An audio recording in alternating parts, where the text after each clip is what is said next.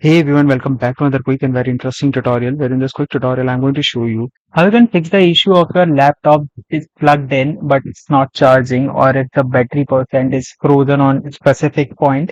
Now in order to fix all that, just simply right click on your start menu, then click on device manager. Here in this device manager you need to scroll down until you see this option that says universal serial adapter. Right click over there, or just simply go to the section that says batteries. Right there under the batteries you will find your Microsoft ACI adapter and Microsoft AC compliant control method battery. Just simply right click over there and hit on this option of uninstall device.